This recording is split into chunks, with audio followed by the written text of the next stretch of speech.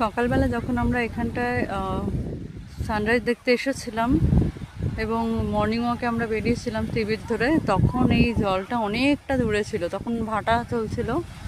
তো সেজন্য ভাটার সময় কোনো মানে অনেকটা দূরে ছিল জল।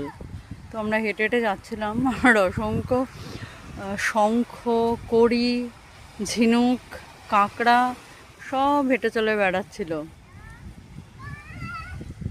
আর ওই যে দূরে দেখা যাচ্ছে, এই যে এটা হচ্ছে ম্যানগ্রোভ।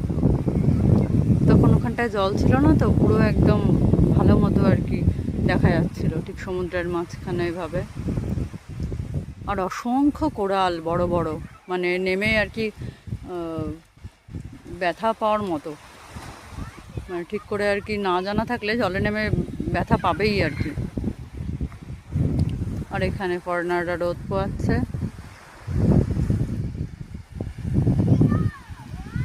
আর এখানে আমাদের 3 জন স্নান করতে নেমেছে, সাঁতার কেটে বেড়াচ্ছে। এই দেখো আমার দিদি সাঁতার কেটে কেটে আসছে। আমরা এখন আছি হচ্ছে বিজয়নগর সমুদ্রের বিচে। হ্যাভলক দ্বীপে এটা আবার ফিরে যাচ্ছে। মাঝখানে মিঠাই, পেছনে সমীরদা। কি করছে এরা সমুদ্রে? একজন উল্টো সাঁতার দিচ্ছে, আর একজন সোজা সাঁতার দিয়ে দিয়ে আসছে। এই যে 3 জনের কাণ্ড কারখানা।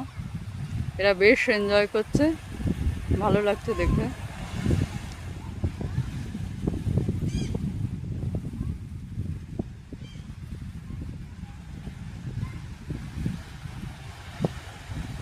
মা বাবা পৌঁছে গেছে ছানার কাছে।